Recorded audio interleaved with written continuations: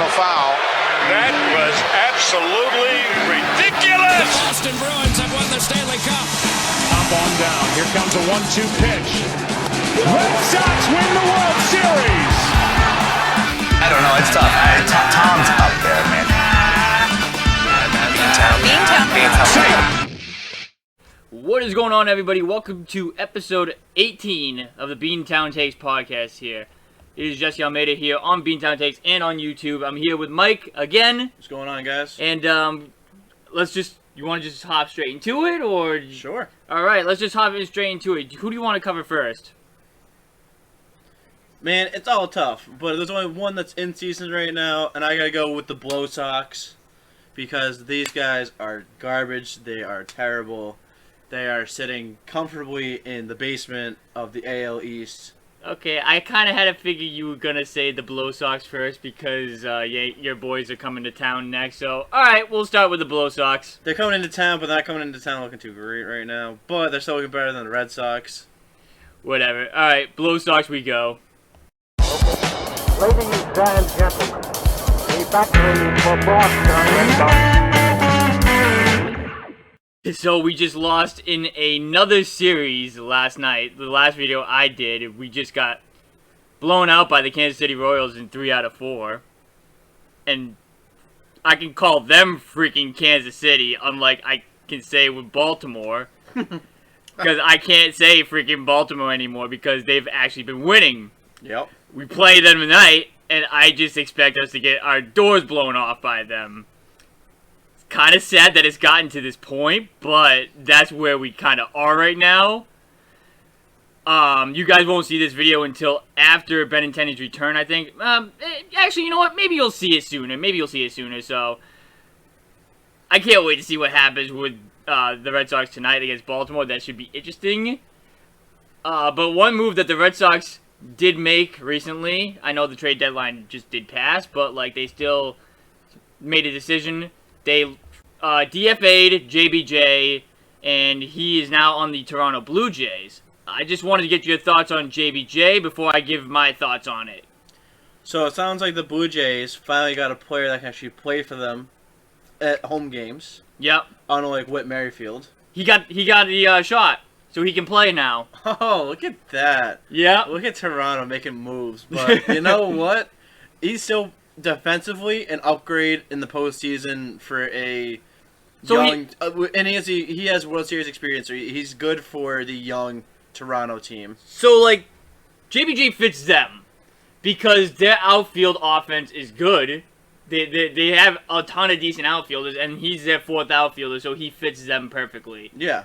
He's not a bad 9-hitter on a team that, for the most part, rakes. So, because I've been getting a lot of comments recently, JBJ's still good. He's still the same dude. It was a mistake giving him away. Guys, he blows. He blows. Like, he's a good fourth outfielder maybe because you can defensive replace him in the late innings so he doesn't have to bat. He's only good for his glove. And that's it. I don't know why, but people are still trying to convince me that he's still the same dude. He's not the same dude. I actually went a step further into this claim because even though I've been shutting everybody down, they still feel like that they have to convince me that he's still the same guy, he's a good outfielder, blah, blah, blah, blah, blah. I went a step further yesterday, or Wednesday, because you guys will probably view this on Friday. I called in to our boys at 98.5 The Sports Hub, Felger and Maz, to get their take on it because I might be missing something. I don't know. I might be missing something. I've been hearing from people saying that he's still the same guy or whatever. But, let me ask you guys this, Felger and Maz. Am I missing something with JBJ? Because, my God, I mean, he has a negative wins above replacement stat. I may be no genius, but that may hurt your team more than help your team. So, let's get Felger Maz's thoughts on JBJ. Go. He's not what he used to be, frankly. He's dropped off a little bit. But defensively better than Jarren Duran. Oh, please. And again, he could put the glove on his feet and be better than Jarren Duran. And they hit the same. So, like, I think in that respect, Jackie Bradley should still be here. as a defensive replacement, guy off the bench, etc. And Jarren Duran should be back in Worcester. I agree. But I think Jackie Bradley blows. He's just a good glove, but there's a lot of guys that can field the position and can't hit. I mean, if you had told me that he was going to be the fourth outfielder on this team, I'd been okay with it. You just can't play him all the time. So as you guys just heard, that was Felger Maz answering my take on JBJ. I'm not going to put myself in there because I had something written down originally to say, but I was picking up food, and I got put into the show while I was driving, so I couldn't really read what I was saying. So I went a little bit off track, but I was going to say that I would take Jarren Duran over JBJ. Does that mean that he's still a good outfielder, though? No. He blows still. Just wanted to get your take on this, Mike.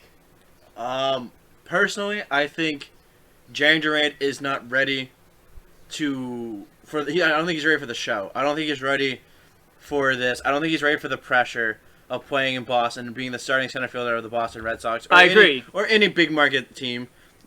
Mets, Yankees, Dodgers. I agree. I don't think that he has that about him yet. He doesn't seem like he's ready. I think they pulled him up a year too early last year, so he didn't have another year to develop with seeing the ball come off the bat down in AA and AAA. And I would rather have JBJ on the team if, like they said, if you're getting the same offensive production, if the batting average is slightly the same, maybe I think it's like what, 220 something to 210 or something like that. Yeah, something like that. If I'm going to, if it's that close of a margin, I'd rather take the defensive glove that is as a surefire defensive player that I know is going to get me an out, because if your offense is going to suck, at least make your defense not suck. Right. So they kind of actually defended my argument a little bit, right? You heard Mike Felger flat out say, I think Jackie Bradley blows. I think he's agreeing with my take there, right? But at the same time, again, I agree with them. I take Jackie Bradley Jr. over Jarren Duran. I think I got cut off, and I was getting to that point. I was going to say that I would take JBJ over Duran. But does that mean I think Jackie Bradley Jr. is a good outfielder? No. And I forget who said it. You guys heard the clip. They said that you can find many players that are good defensively but can't hit at that position, which backs my statement up even more. Those guys are just below average baseball players that they're only good for the glove. Like, I don't get why you people think that JBJ is just still that same dude. He's not the same dude anymore. He flat out stinks. I mean, this guy here, Jarren Duran, is no better. I think JBJ is better than him, obviously, because of his defense. But I think Jackie Bradley, like Mike Felger said, blows. I think he blows. So he fits as a bench piece, like your fourth outfielder or whatever. But he does not fit your team like you guys are saying, like he should be an everyday center fielder. He just doesn't fit that. Isn't it kind of sad that we're saying how Jackie Bradley Jr. blows and sucks? Yep. But yet he's still better than what you alternatively have. Right, it is. As a major market team. That's my point. With what, the fifth or sixth highest payroll in the MLB. But that's my point. Like, that's just sad. They've mismanaged their players a lot. You signed Trevor Story, you let Kyle Schwarber go. Then Jackie Bradley fits. Because there you have the offense talent in the outfield while you have the defense in the outfield still as well. That's where he fits. You didn't bring Jackie Bradley in to be your fourth outfielder, right? Well, you had Kike. So I guess you did, but like even there, Kike's not that good of a hitter until you hit the postseason. So your outfield was lacking offense going into the season. You know who has brought a spark to this offense from the outfield? That's Tommy Pham. And a lot of people hated the move getting Tommy Pham. again, I don't get it. I don't get why you guys hated the move. I think he came here with 11 home runs. He's now at 15, I believe. So he has 4 home runs with you now. You're actually getting some production from the outfield. While at the same time, this is a decent outfielder, a good outfielder. He is a major league outfielder. It seems to be your... you have Verdugo too, but it seems like you only have 2 major league outfielders, and before you made the move, you only had 1 true major league outfielder. I agree. So, to people that hate this move, and also hated that we let Jackie Bradley Jr. go, really? Do you watch baseball? No, they just look at numbers. They just look at numbers. They look at box scores, and they look at numbers, and they root by the box score. So I just gotta ask you, if you're looking at numbers, then why do you think Jackie Bradley is still the same dude? Because he doesn't have the numbers like he used to be. If he was putting up Kiermaier numbers, and Kiermaier's hurt, but like, he is, I think I saw yesterday, he had 7 homers, I think it was like 24 RBIs, batting .230, but he still has that defense too? That's okay. That's okay. And I don't like Kiermaier as a player even, so even that for me is a stretch. But is he a good outfielder and not a liability? Of course he is. But Jackie Bradley is just a liability and he blows. He blows. Yeah, I think if you went into the season getting Jackie Bradley Jr., but not for Hunter Renfroe. No, you can keep the Renfroe. I would say no. If you were able to keep Renfroe and still bring in Jackie Bradley, if you traded Christian Arroyo instead, or someone like that, Christian Arroyo and a low-level prospect for just for Jackie Bradley, keep Renfroe. You go in the season with Kike, Renfroe, Verdugo, and JBJ on the bench. You have a pretty solid league. That's a major league outfield for the most part. And if you could have still made the move for Tommy Pham at the deadline, and because Kike would have been hurt, and you would have seen that you need another outfielder. So I would have been okay with that too, even if you kept Hunter Renfroe and didn't trade him for Jackie Bradley Jr. and the 2 prospects. Because at least you have the offensive production from Hunter Renfroe to make up for Jackie Bradley's lack. It blows my mind away that you people still think JBJ is the same dude. I should ask you guys this. Name one defensive play that Jackie Bradley has made this year to help them win a game. You can't. That's how valuable he was to this team. He wasn't saving games for the Red Sox like he used to be. So, at that point, he's fallen off. He's fallen off. You can't name a specific play where you can say that Jackie Bradley saved them a game. That's how much, you could say that's how much his team blows. That's how much you can say that they've underachieved.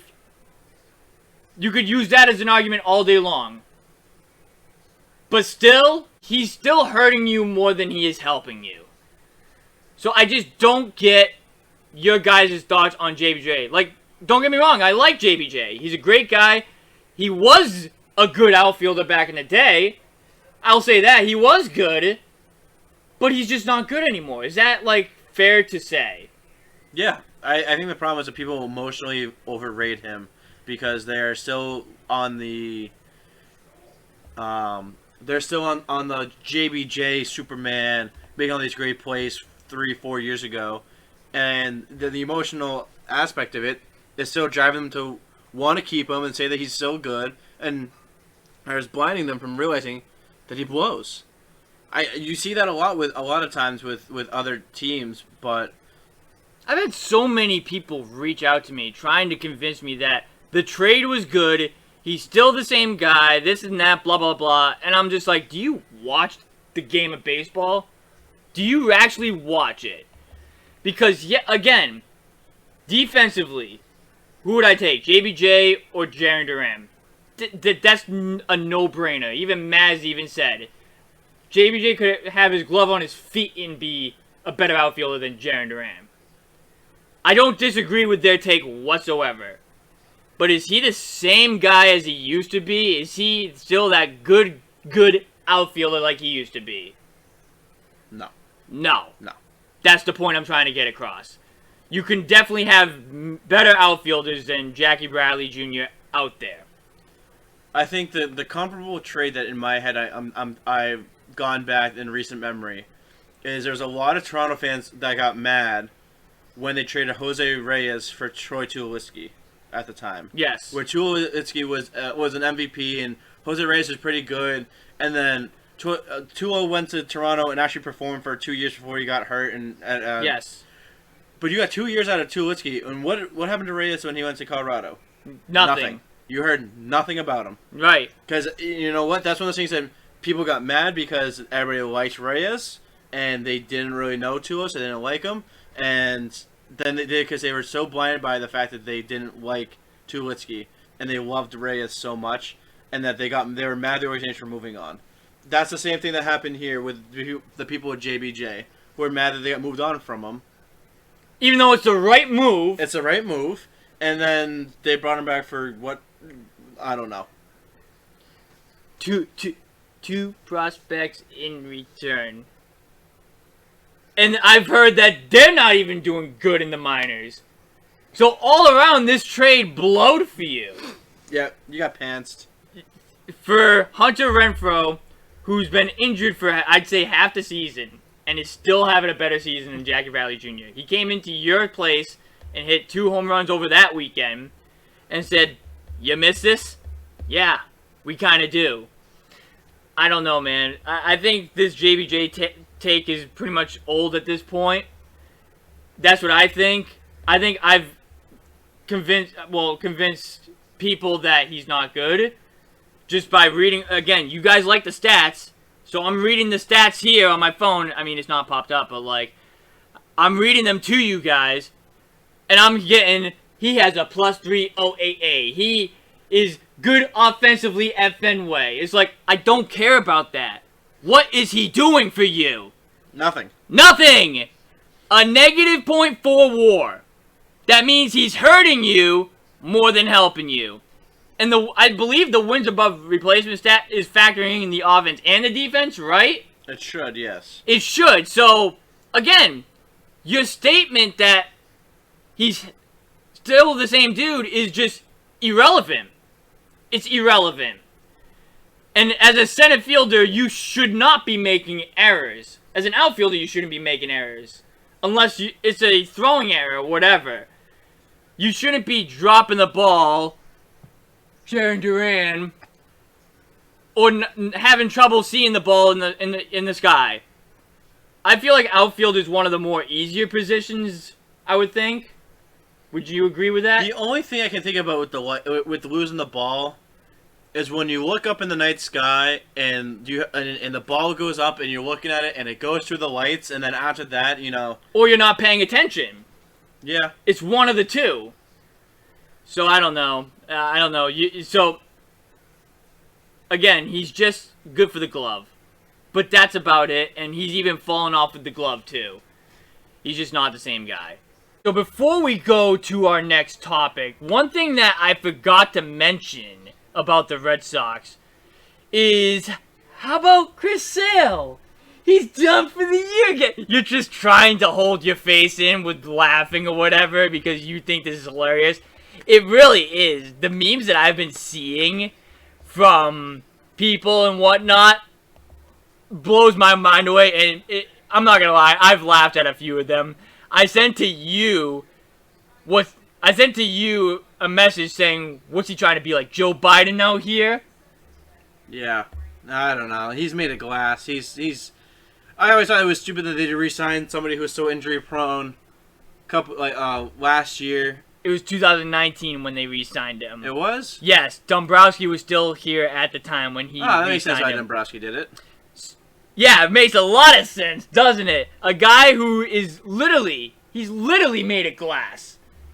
Hey, let's re-sign him. Let's not play it out first, see how he is or whatever. Let's just re-sign him and not give the money to Mookie Betts whatsoever. I mean, you could use Mookie Betts right now instead of a guy who only pitches 2 games in a season.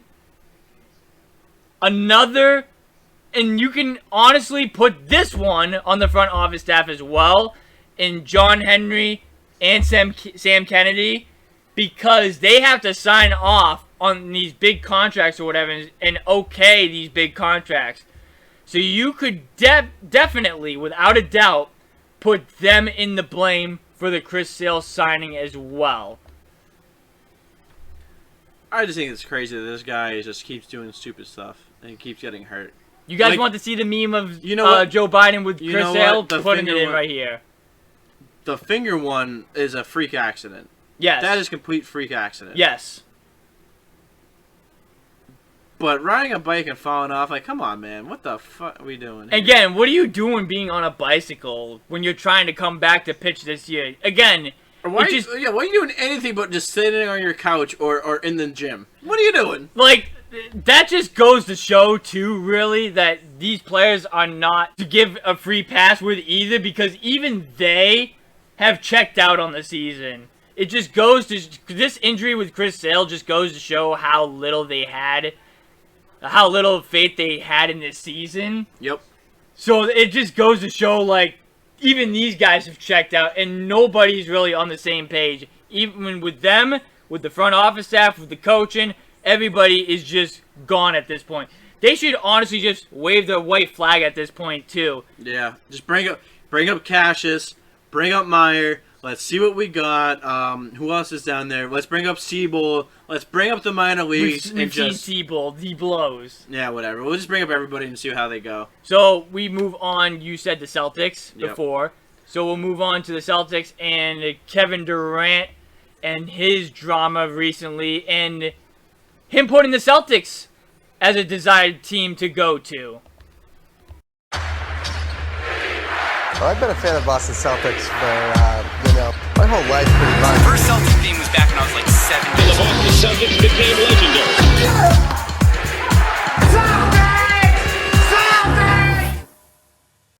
So when Kevin Durant first went into the trade market, when he first requested a trade, Brooklyn goes to Danny Ainge and says this. So, we'll give you Kevin Durant. Danny Ainge. Well, excuse me, Come Brad on. Stevens. Come on. I'm used to Trader Danny. Danny's been gone for 2 years. Well, 2 seasons. One season, but 2 seasons. We're in a new season. okay. But regardless, he goes, "How about this, Brad? We'll give you Kevin Durant if you give us Jaylen Brown and Jason Tatum in return." You know what I would say? You're breaking up. I can't hear you. Click. That would be my response to that. I wouldn't even respond like that. I would just laugh and hang up. That is so ridiculous that I'm surprised that anybody would ever do that. They really think they're going to get a huge package for him. They really think they're going to get a huge young asset package in return for a 34-year-old Kevin Durant who's turning 35. Yeah, no.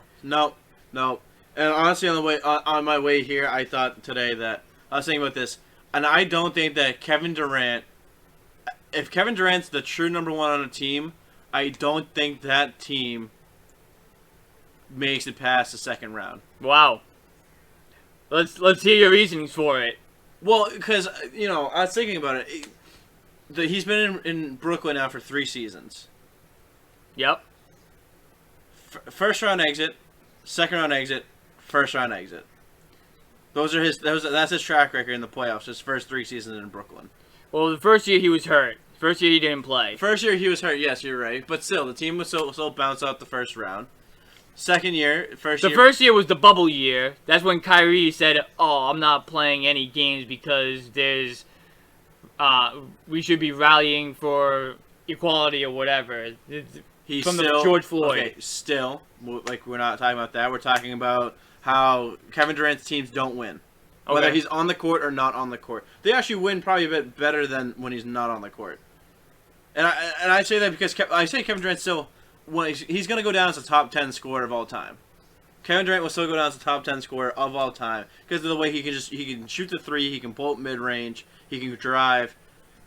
But I just don't think that all around he's good enough to be able to be a number 1 team on a team that wins a championship. So he put the Boston Celtics just recently on his desired teams to go to. And that woke everybody up because, now they're saying, maybe Brown for KD straight up or whatever. But I'm still at the same mindset. you don't trade Jaylen Brown unless you go to him and ask him about a contract extension and he says he does not want to be here. I would only make that move, though, if it was mid-season at the trade deadline, and he still says no. Yep. I would agree with that. And honestly, I think Durant's going to stay.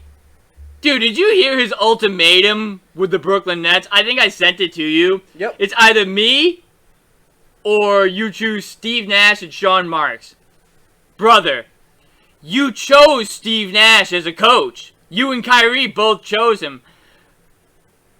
I don't like the logic in some of these guys' head makes me lose brain cells a little bit because you guys again you chose the coach. Now you don't like the coach. You did that move. You guys told him to get Steve Nash. I don't get, and I hate to say this too. I really don't think they liked the Ben Simmons trade. Your boy Ben Simmons. I don't know why. Neither Kevin Durant nor Kyrie Irving play defense. But shoot. Because Ben Simmons doesn't shoot, but he'll play defense. He's the perfect opposite player that will complement the two of them. Because that's the only reason why I would think he'd be mad at Sean Marks for getting rid of James Harden for Ben Simmons. I can see him being mad for getting rid of Harden, but I still think that the Ben Simmons trade is better for their team. I don't think they see that. If you have Kevin Durant, James Harden, and Kyrie Irving on defense, that is 3 defensive liabilities. Yep. I would rather have Isaiah Thomas on the floor than any of those 3 on defense. Woo! Because at least IT might be short, but at least he gives you the heart to actually play. Those 3 do not play that side of the ball. You're getting a player who won't take away from your touches on offense, but will defend 1 through 5. But you know how much that has to say about Ben Simmons, though, too? They think he's a bona fide loser. But he's not. He's not. He's a first-team all-defender. Well, that's what I've been trying to tell you. That's why I don't want him on this team either. I feel like I agree with Durant. I think he's a bona fide loser, too. I think he's a perfect complement for Brown and Tatum, too. I don't want him. He plays the side of the ball that they don't play as well as. He will defend 1 through 5. He will go up and body anybody on defense. He just won't shoot the ball. So, like, what's the difference? Okay, he won't shoot. He'll dunk and drive. So you do the pick and roll with him and Rob Will, and then he kicks out the Brown team on the wings when teams collapse and defend it. Like, it's the perfect player for this team. But he is the 2007-2008 Rajon Rondo. I could kind of see that a little bit, but all you need is a facilitator on this team. You need a true passing one, and they still don't have a true passing one. You need someone who can distribute and facilitate. They do not have that, and even though they added the Brogdon and Gallo, that might push him over. But I think that if you can get like Chris Paul scores, but he's a facilitator first. Right. You need somebody who can average 10 assists a game on this team. Or at least 8. I would say at least 8. But I mean, there's plenty of people who average 10. There are plenty of people who average 10. And you know who's one of them who averages 10? My boy. He will average 10 at minimum. So, the owner of the Brooklyn Nets went on Twitter and already chose Steve Nash and Sean Marks. I think it's a smart thing to do. Which I think is a smart thing to do too. A lot of people he's blown up his front office duo 3 times already. It's just hilarious how people are saying they're really choosing the front office staff and the coaching staff over Kevin Durant. But like, you got to realize there's got to be a point in time where an owner says, "All right, enough is enough. I'm the owner of the team. You're not. I run the show. You don't. I make the decisions. You don't." Because the player control in the league nowadays is absolutely ridiculous. I mean, you have got, like, Durant, for example. He signed the 4-year extension, what was it, last year? Yep. And he's now already pushing his way out the door just because of one bad playoffs for the most part. again, I don't blame him for wanting to leave Brooklyn because he's got a clown as a point guard for him, but... Yeah, Kyrie Irving, yeah. But, still, the players around this league who has the mindset of pretty much owning the league is ridiculous. So that leads my next question to you. Now the fact that the owner has made his decision that he's choosing the coaching staff and the front office staff for Brooklyn, there's not going to be a deal made in the upcoming weeks. He's probably going to be in training camp when he's on the Brooklyn Nets. He's probably going to still be on Brooklyn when it comes to training. When it comes time to training camp, do you think he sits out the season until he's traded? If I'm Joe Tsai and Steve Marks or Sean Marks, whatever, Sean Marks. Yep. I would, as the two of them, sit down and say, you know what? Kevin Durant will become a 38 going into 39-year-old free agent if he doesn't want to play again. He's not being moved. We're not moving him unless we get a package so good we can't say no. If we're just getting role players, we'll keep him and let him. You know what? His punishment will be sitting on the bench for the next 4 years of his career, missing out. Ooh. And not getting paid. Whoa! I wouldn't pay him. I would say, you know what? You're gonna forfeit you. We're gonna fine you, and the money's gonna go back to the team. He'll still be in your books, but at least Joe Tsai is not gonna get hit for the $44 million or $45. If Kevin Durant was 26, yeah, because 26 is when you, or 25, 26 is when you hit your first time being an unrestricted free agent. If you're 25, 26, different story. Right. Different like Jason Tatum right now. Jason Tatum went up to Wick and was like, you know what? It's me or Brad Stevens and Ime Udoka.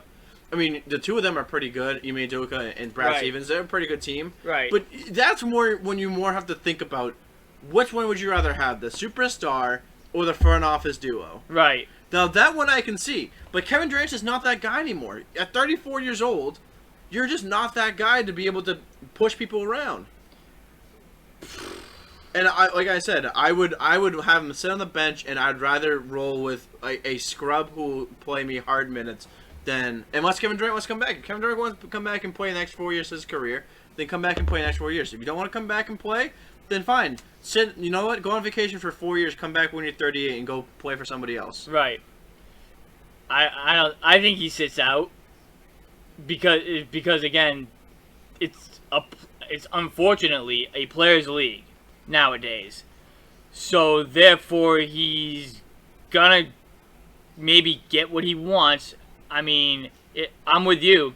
I think the front office staff for Brooklyn should not let Durant control the narrative of his team.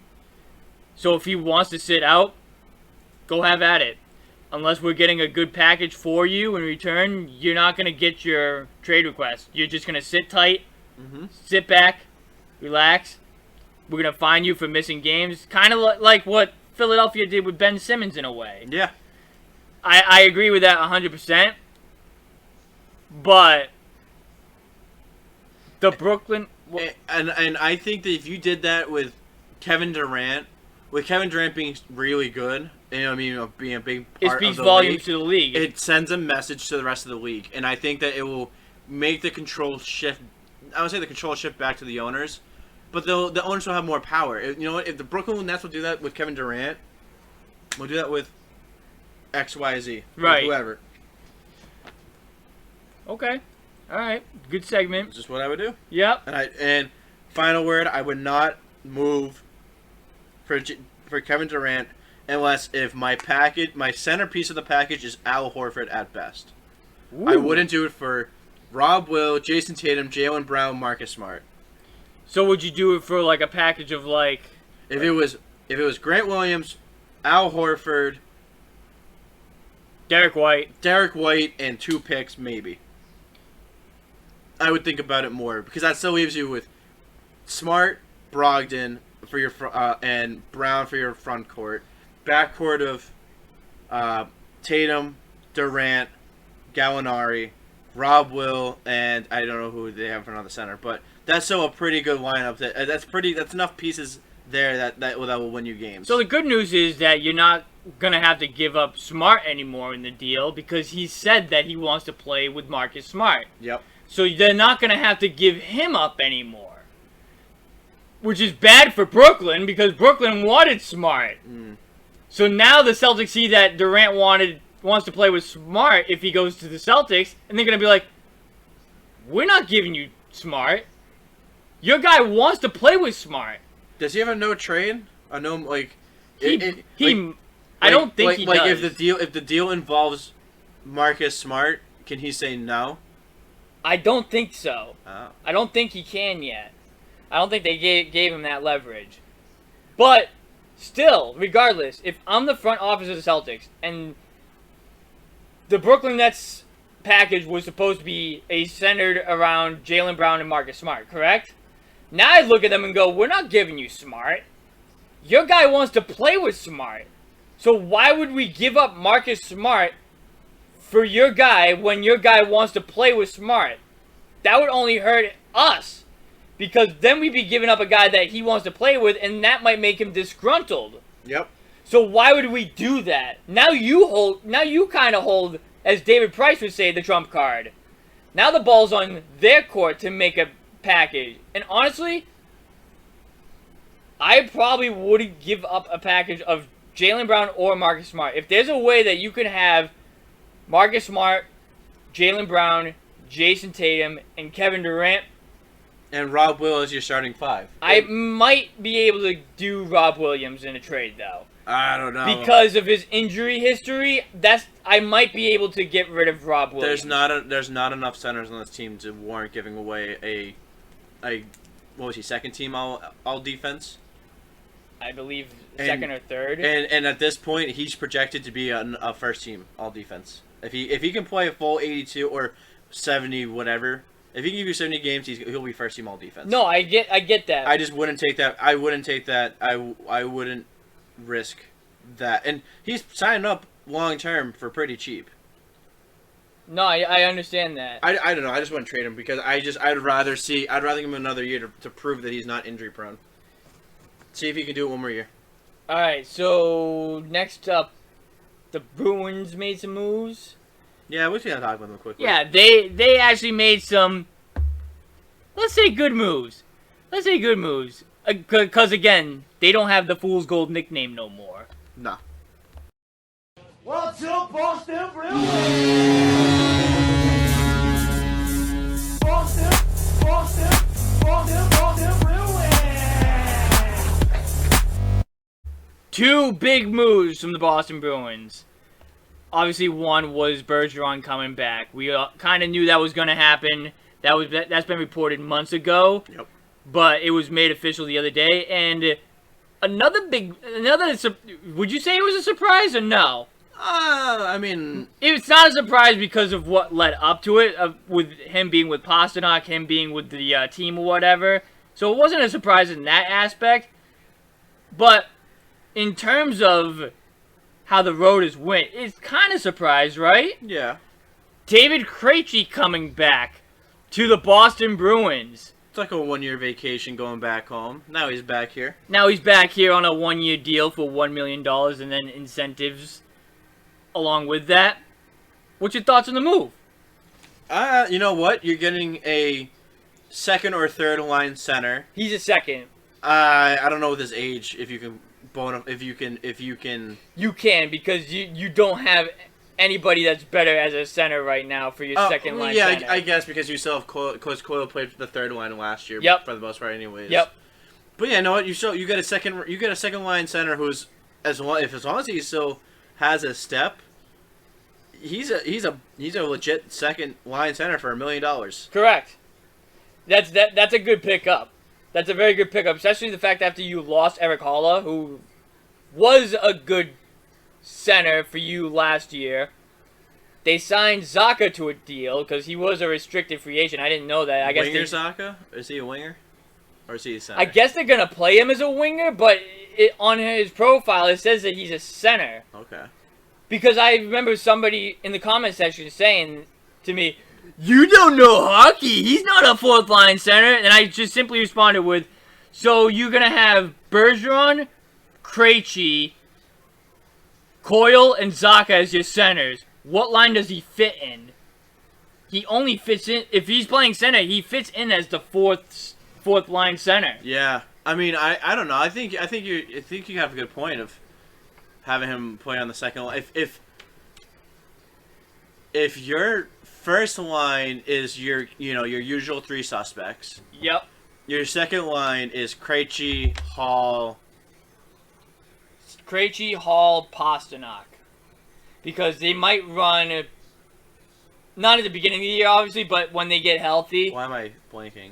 You're going to have Marchand, Bergeron, and DeBrusque as the first line, I believe. You know what? Yeah, I do that. And then the third line would be Coyle, Trent Frederick, and Craig Smith. The three of them played really well together last year. Yep. They bonded. They have a pretty good connection with the three of them. It seems like they know how to play with one another. They're on the same page. And you know what? They were pretty productive last year. They were. There were stretches of times where they were basically your entire offense. So, let's just say, for instance, that this is the end of free agency for the Bruins. They make no moves and they go into the season. Obviously, they're not going to be good for October or November, really, because you're not going to have Charlie McAvoy, Brad Marchand, Matt Grzelcyk. You're going to be short guys, obviously. But what do you predict? They should be a playoff team, correct? Yeah. Okay, so do you think they're going to be better at a better seed this year than last year? No. No. Wait. Were they wild last year? They were a wild card team last year. Yes, sorry. They should be better. They should be better having another year altogether. I would put them at a 3, at the third seed in the Atlantic. Okay. I can see that. So, in terms of the Eastern Conference, because I go by the basketball here, the basketball standings, I would like to see them as like a 5th or 4th seed. Because as a 5th or 4th seed, you're right there with the good teams.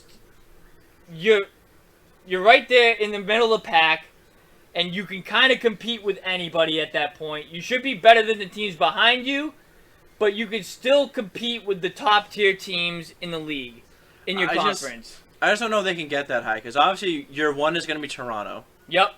Year 2 will be Tampa. Yep. 3 would be Florida. Yep. And then 4 would be Carolina. Well, I know Carolina was pretty good. It was good last year, and they're pretty good in their own barn. But I just have them being really overrated. Okay. I think that last year them and New York Rangers overreached. Okay. I think that they. So you're saying the Bruins should be 4? No, I don't say the Bruins should be 4. I just said there's so many like hockey's such a weird sport to try and predict. Or you know what? Like you're right. Carolina could be 4 because they usually win 80% of their games at home. Right. Or you know, you could get another fluky season from the Rangers. The Islanders were down last year. They could be up next year. The Penguins could be healthy all year. Ovechkin could go on another tear of a season, and you have to go against them for the 4th seed. The Bruins could get streaky. It could say 500, then Marchand, McAvoy, and Grzelcyk come back, and they jump up wicked high. It's so hard to predict hockey that you just don't know. That's why I love hockey and baseball, really, for the most part, too, because the Flyers have been pretty good. They've been making moves. This is my point with hockey and baseball. You kind of can't predict games and who's going to win, who's going to lose, so on and so forth, because you may have talented players in your team, but in hockey, anything can happen. Anything can happen in baseball, too. It really depends on how you play each night. In basketball and football, you can kind of predict who's going to win, who's going to lose, so on and so forth. But you can't really with hockey and baseball. Yeah, and I think mostly in hockey, you win by whoever's really the better goaltender for the most part. Because goaltenders will steal you more games than superstars will win you games. Like Pasta, like you know what I mean. Like you have a great offensive talent between Pasta, Bergeron, Marchand, and Hall, but those people can get shut down pretty easy if you have a pretty good goaltender, and we've seen that number of times between Holtby done in for the Capitals when he was in his prime. Vasilevskiy does that still. Yep. The guy from the Islanders did that to you 2 years ago in the playoffs. It happened with Bennington in during the Stanley Cup. you get shut down by a really good goaltender. And you know what? If Swayman can stand on his head, and Allmark can be, if Allmark and Swayman can be as good as they should be, you should be fine. You should be a 5 seed at the worst. So let me ask you now.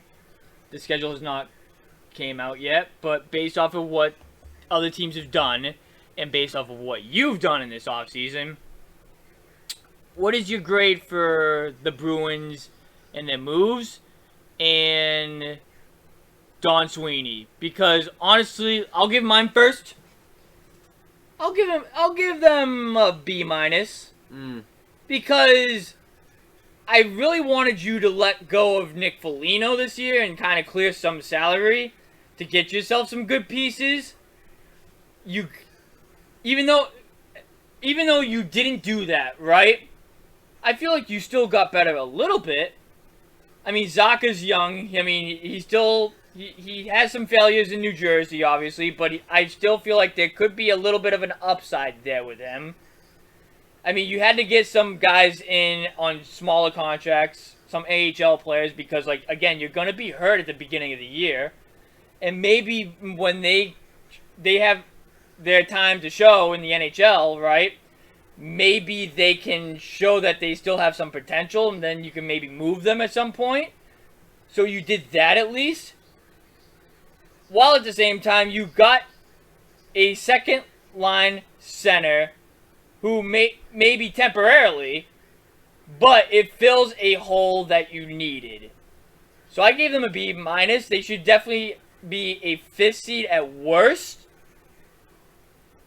I'll give them dead lowest a 6th seed at best. Well, no, that's wrong. At worst, a 6th seed. So I think you upgraded a little bit this year, but you didn't upgrade as much. I really think for this year, at least, the only thing left to do, really, is extend Pasternak. That's literally probably the last thing that you have to do.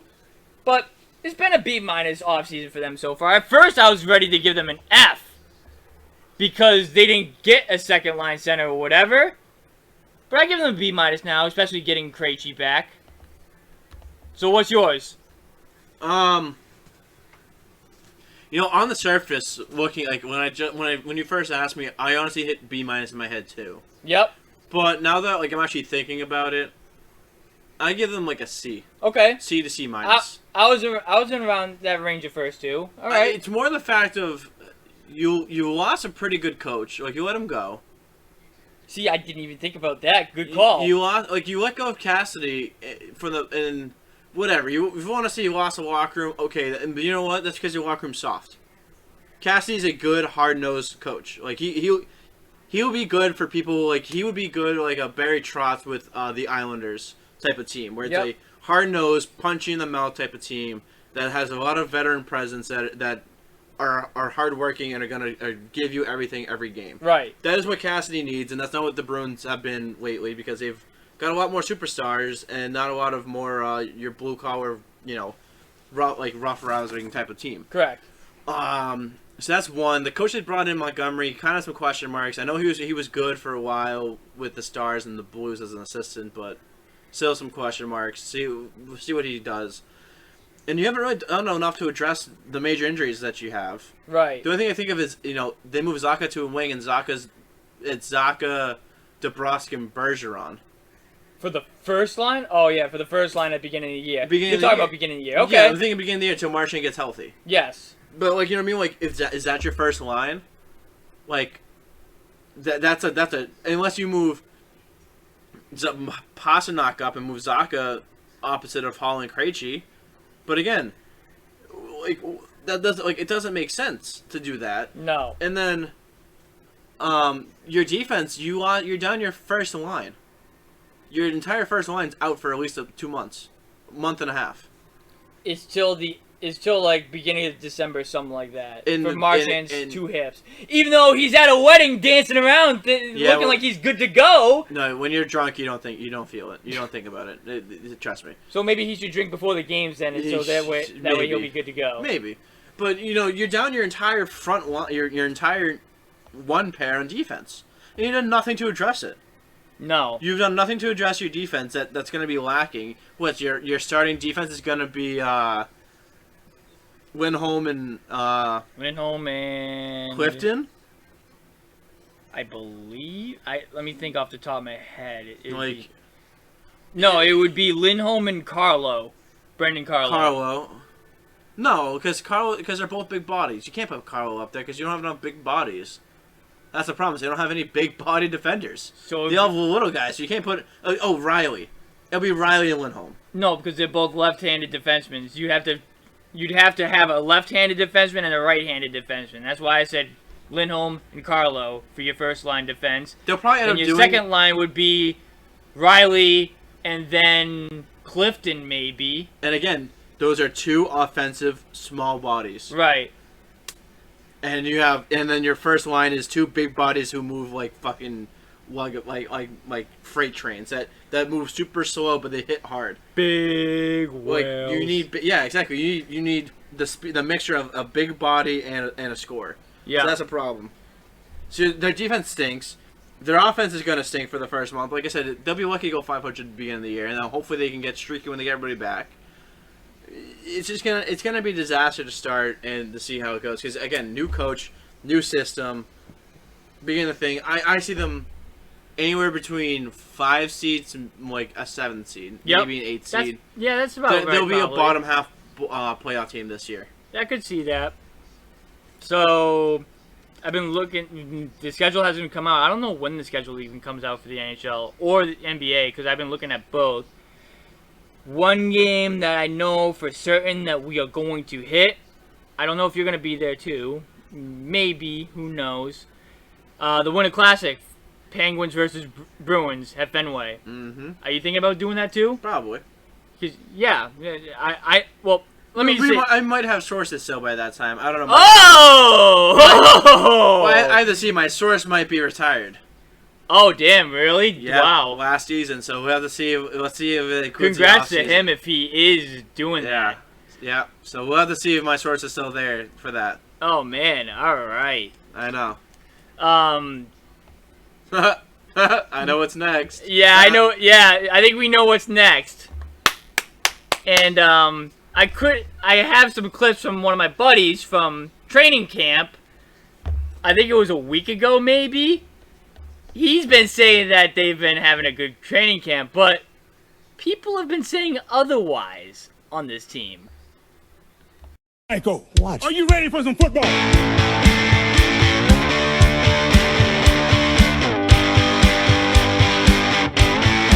I love the Patriots. So, thanks to our boy, Steven, or my boy, Steven, I'm going to give you credit for those clips already.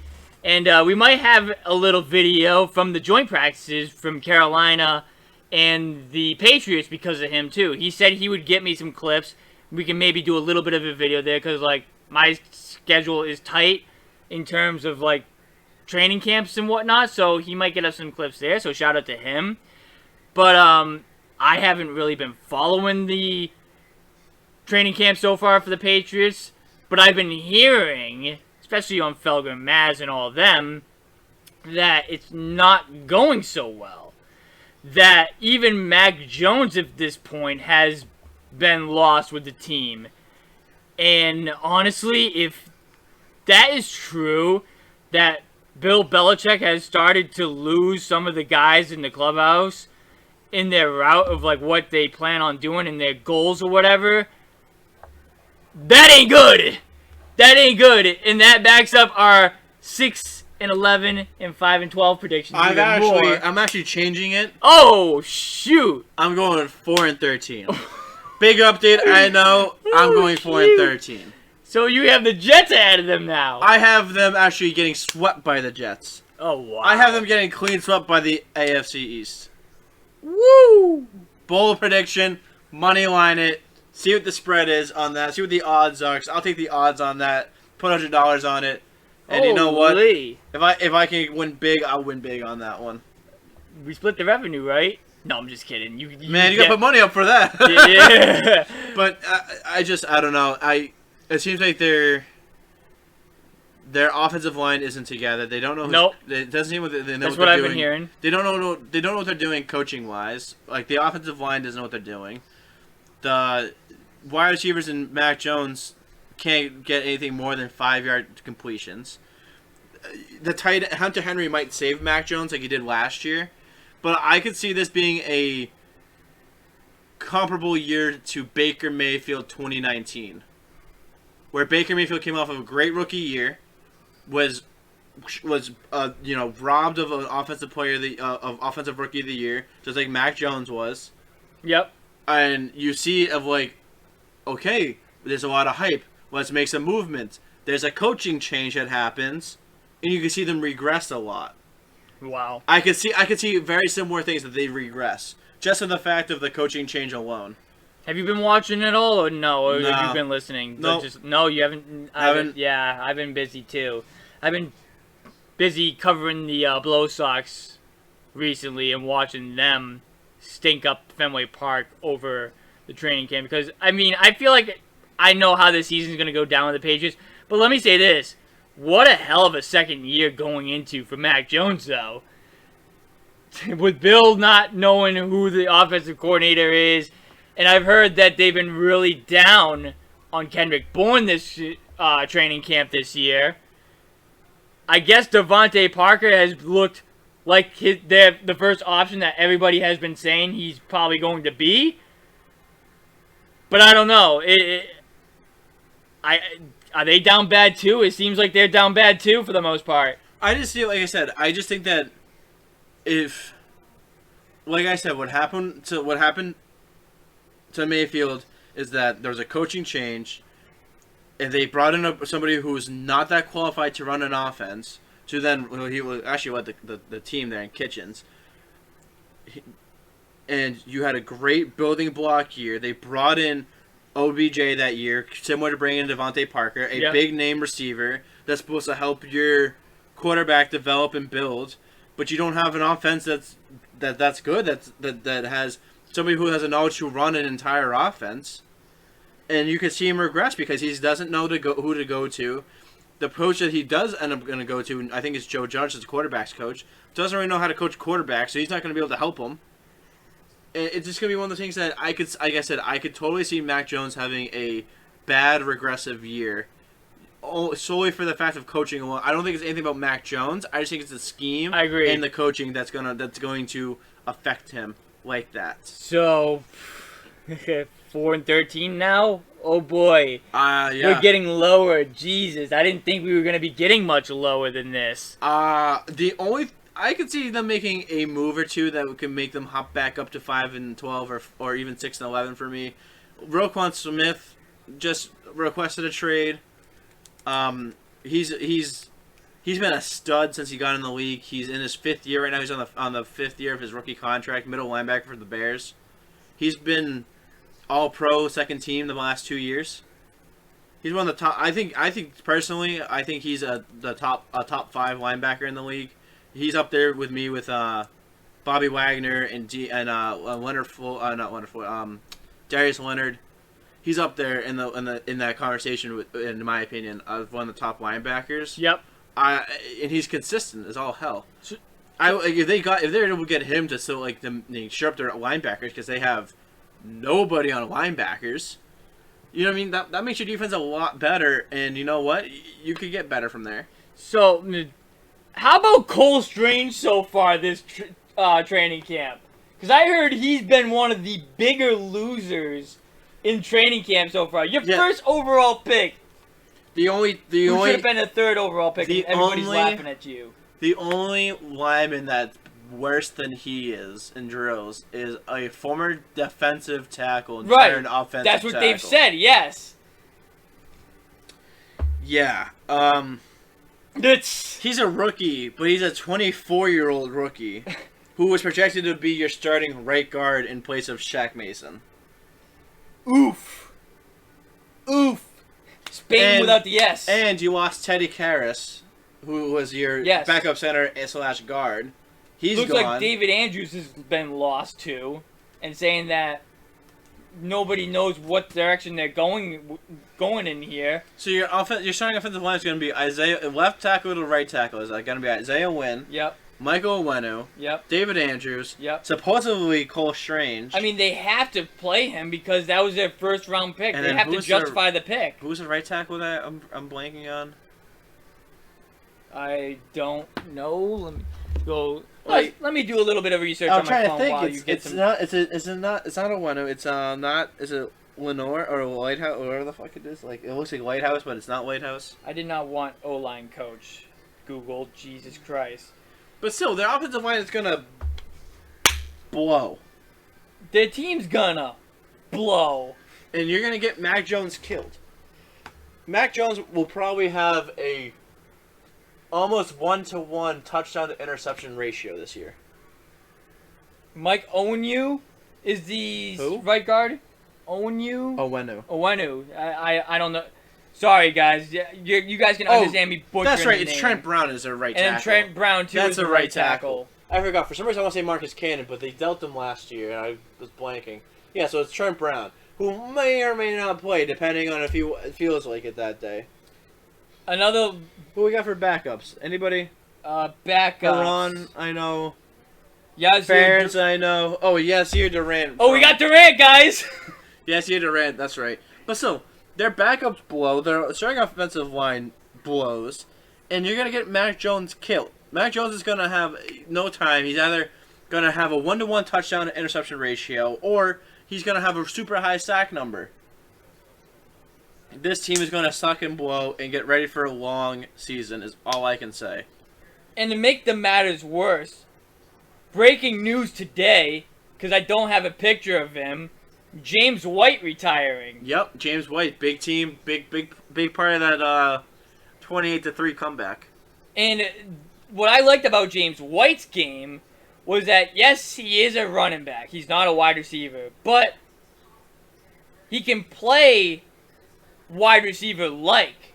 Yeah. Correct? Yeah, you can spread them out and, kind of like kind of like a knockoff Debo Samuel in a way.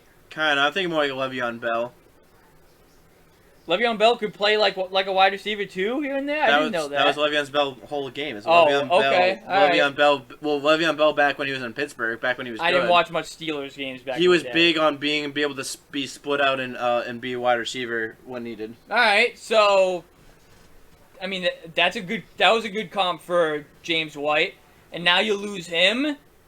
And he was a captain, big locker room presence. Yeah, he is. He was one of your like I said, big captain guy. So the Patriots signed him this offseason to re-sign, didn't they? Yeah, they re-signed him, but I can't remember if he got hurt again. I know he got hurt last year, and I think he just might have just missed a step and just doesn't want to play. Or it's this. Maybe he's lost the direction so much, right? That even he's being like, I've had it. Yeah. And if that's the case, that's not good. Nope. Because then if he's saying, where's this direction going, how do you think everybody else feels right now? Yeah, no, it's got to be pretty at least on the offensive side, like that. Defense, at least you still have Gerard Mayo and Steve Belichick there. At least it's the same. It's same on the defense side. So maybe like your McCourty won't retire either. Like you won't lose a McCourty. You won't lose Devin just yet. You won't lose Slater because he still has the same special team. You know what I mean? Right. But it's gonna be crazy. 4-13. I got 6-11.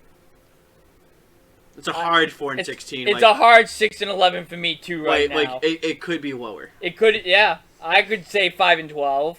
It's just looking But ugly. to you people who think that they are really gonna be over 500 and a playoff team this year, I definitely don't think they are going to be a playoff team this year. Like At best, we're winning the Super Bowl. I'll bet on the pass. We're winning the bowl. Winning it all. 19-0. put $1 million bet in it right now. Dude, put $100 on the field. Yeah, we got an inside joke of that. We do need a casino run soon too. That's been overdue. Especially so I can put money on the under for the pass. So, I'll ask you this off the air because my dad and I have been talking a little bit of a casino trip, not to where you would think, but better than what you would think. So we'll talk about that off air. But smash the under. Now that sports gambling in Massachusetts is illegal, smash the under. Yep, I mean, I should probably smash the under, honestly. Under. Under for the Patriots, and that's over for the Browns. Yeah, because when we were doing the playoff predictor, you had them going undefeated. But anyways, thank you guys for watching this podcast. Hope you guys enjoyed. Leave a thumbs up if you guys enjoyed. Subscribe it now if you guys are new. You guys know what to do. Go check out our website. Links in the description down below. If you guys want to help us, donate to go to games. My Venmo's in the description. Anything helps. Appreciate all the love and support. And next video will be Benintendi's return. I will be there. He'll be in Canada. Sorry you had to miss this one. Yeah. I know you didn't want to miss it. Poor timing. Yeah, I booked this 2 months ago and didn't look at the Red Sox schedule. You also didn't think that Benny would be on the Yankees either. No, I didn't. No, not at all. I didn't either. I think nobody did, except for your mother.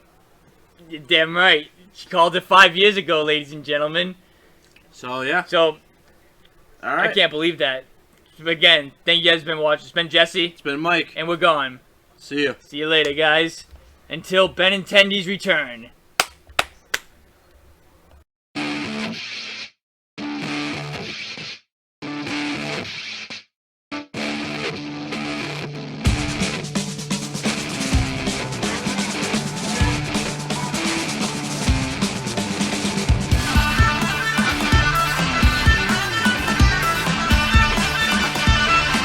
BEANTOWN. BEANTOWN.